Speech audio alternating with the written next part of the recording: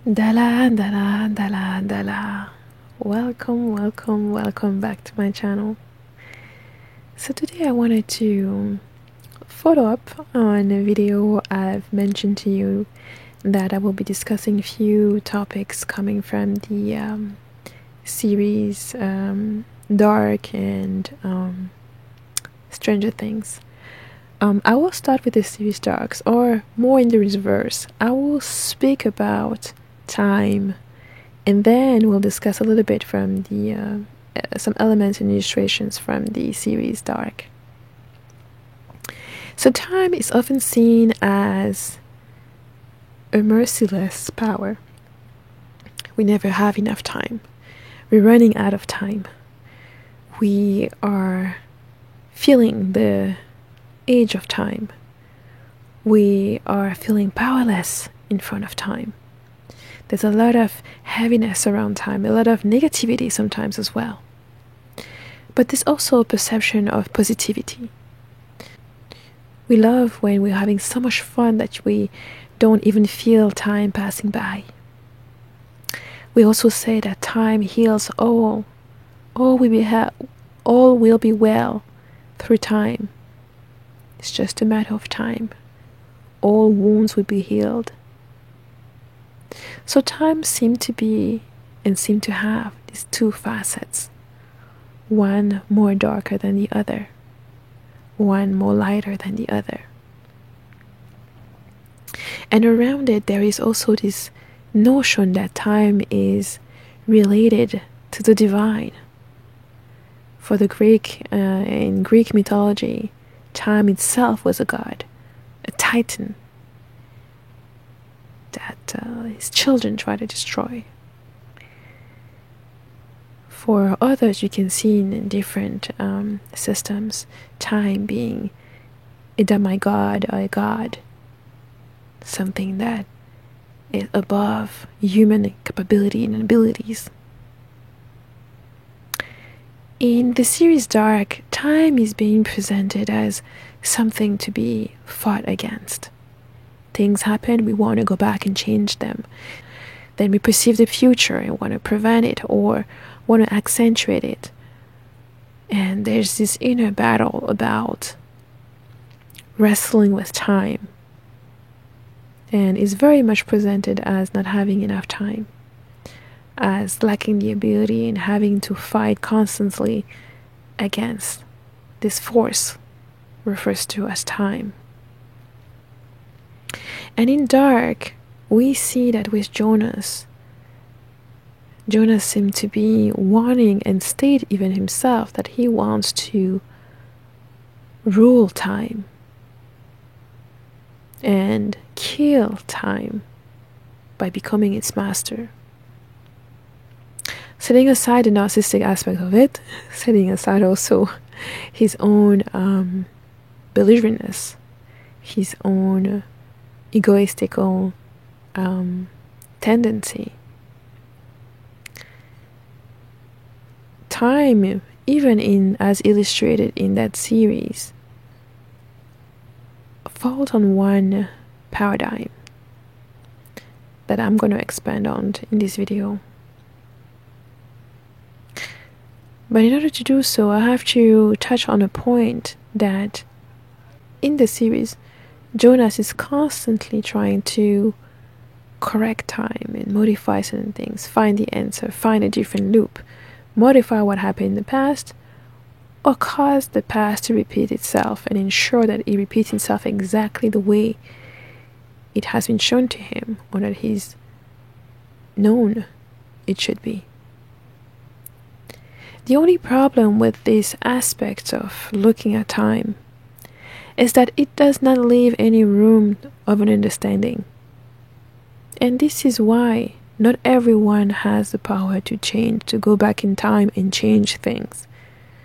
Number one, there's a responsibility that comes with it, and if everybody was about to do it, most people will be irresponsible with this type of ability. Number two, which is, to my purview, the most important. Number two is that we can never truly change time. Do you understand that if you are aware of something that happens and you have the ability to go back and prevent it from happening, yes, let's say you even succeed, you manage to have a time travel machine, you go back and you prevent the event from happening, and life takes its course. Life takes its course in a new direction. So you will believe. But it's actually that life continues on, unchanged and unremained from the course it was supposed to take. Why? Because the past cannot be changed if you know what used to be. You see, from my perspective, time and knowledge cannot be disassociated. So in order for you to go back and want to change something that already happened, or that's something that's about to happen in the future, if you go back to the past, that means you've already seen it, you've already been aware of it, it already existed somewhere. Therefore, even if you try to mask it, it's still existing somewhere because you are the key, you are aware of it. And I think that's an important portion to take in consideration. If it ceases to exist, if you were really able to correct the time, then your memory of what should have been will disappear. However, as it is shown in Dark, all of the characters that travel to time are able to maintain their memory of what they've already seen up to that point. Thus, the past has never really been changed. The direction of where life was going, that has moved. But what was remains. And I think this may be the most painful part that anyone can come across. You go and you revisit the memories you've had with someone you love dearly, or some experiences you had that you really truly enjoyed.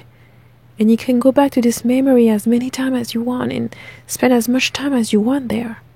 Whether it is just within your daytime daydreaming about things that were, or it is during your sleeping time where you literally go back to your dreams, go back to this part of your life, this moment of your life, this experience with this person or that situation, and enjoy it over and over and over again.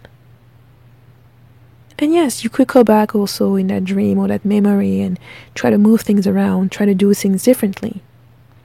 But the only way you'll know that you're doing it differently is because you still remember how it initially was. And this is the part that tells you that what has happened will continue to happen wherever it is it happened. This is how we are able to tap into our collective consciousness and see all that there is has already been. This is why we say there's nothing new under the sun. It's a different cast, but it's the same script, a different scenario. It's not that things are repeating over and over and over again, but it's just that what happened in the past is not going to be forgotten.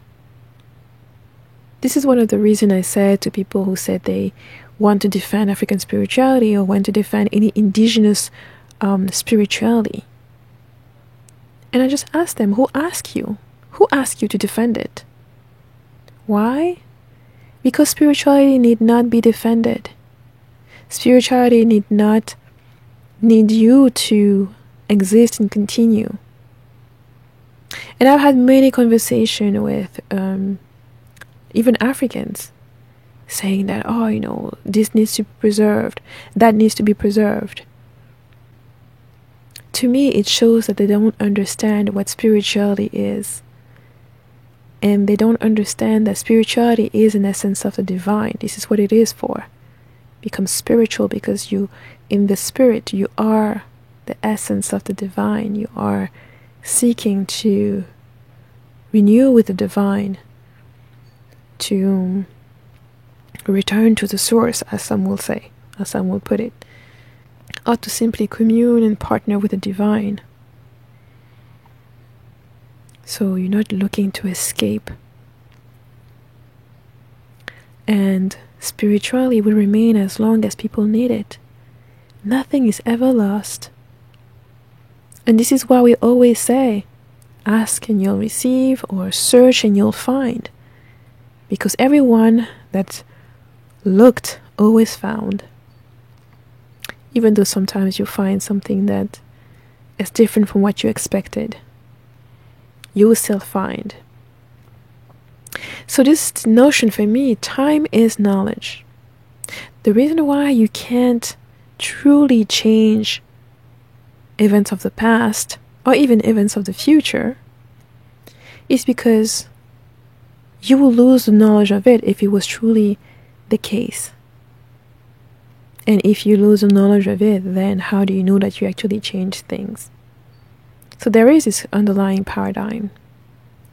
But even beyond that is that you can't unlearn what you already know. Just like when you had a negative experience, you dealt with a person and it didn't work out, or somebody was hurtful towards you, right? While we're going to the past and changing that, preventing you, some people will say, well, if only I've never met you, I wouldn't have felt this. Who knows? Maybe you never met that particular person, but you had the same exact experience with someone else. Or maybe you will say, if instead of going right, I should have went left. Then when you go back in time to the same spot, you tell yourself, okay, I need to go right. But you're going right because you knew you went left before. Meaning you're not changing anything, you're continuing on your path, further down that path. It sounds complicated and convoluted, and to me, it also talks about the intricacies of time and knowledge. Sometimes I heard the notion that, you need to unlearn this. You need to unlearn this. And I find it amusing. I find it very amusing. You have a habit that's a negative habit, and they're telling you need to unlearn it. But what they're truly saying is not unlearn it, it's you need to change that habit to something else. Because you can't unlearn it because you already know you've done that before. And that needs to stay so you know not to go back and do it again. This is the same for people who say, well, I have no regrets. No matter what happened, I just move forward with no regrets. And after hearing this saying over and over, I wanted to lean into it and spend some time with it to better understand. You have no regret because you do not care of what happened before? You do not care to change or improve? Because if you've done something and you've not done it correctly, and you've suddenly been shown the correct way of doing it, and you realize, wow, all of these years I was doing it incorrectly, but now I know how to do it correctly, you won't regret doing this incorrectly? I think what people who use this, I don't have any regrets, is because they are in some ways attaching regret with something that's negative. When sometimes it is a good thing to have to regret doing something. It is a good thing. Sometimes it may also show that and demonstrate that you've learned from it, that you understand the difference, that you understand what you should have done, and the importance of doing differently. So it's not necessarily something negative, and I see that some people use it as a way to try to reaffirm themselves or to hide their insecurities in saying, well, I don't regret anything. Well, maybe you should. Maybe you should regret some things, the things that you've done that were not quite so good. You should regret doing them. Not to start hurting yourself or shaming yourself or feeling guilty or anything like that. No. But just to recognize that, okay, this wasn't so good. Shouldn't be doing this. And it's a good thing that I recognize that. And had I known better, I wouldn't have done it. That's the whole point of regretting, is say, oh, I know, if I had known better, I would have done different. But you can't change the past, but you can certainly change the future in that sense. Meaning that now that you've learned, you can do better. And that's the whole point of all this channel and the videos. It's just like you encounter something you don't quite understand, or you know you've done some mistake, anything like that, then fine, recognize it, and now do better. That's the whole point. If you apply yourself to constantly improve yourself and do better, you won't have that sense of regret where you constantly want to go back and try to correct and change things or hide your mistake, because that's what you may be truly doing. Because if you understand that going back to correct something or to change something, you still know that that thing happened and that you are correcting it, right? So what you're really trying to do is hide it from other people, the people who may not know in that consciousness. But the mistake or whatever was done, you know it. It is with you. And in that sense, you can't unlearn it. It's kind of like you already acquired the knowledge of that, and you can't unlearn it. You have to deal with it. So this is why it's sometimes more important for you to not want to go back to the past to change things. You can go back to the past to understand things better, to review the lessons and help yourself not make the same mistake, rather than try to change what had already happened. So I hope this video was useful. Of course, I would love to hear what you think about time. What do you think about my notion in terms of time and knowledge? And would you go back in time and change something? If you could, what would it be? Alright, let me know in the comment section, and I'll see you in the next video.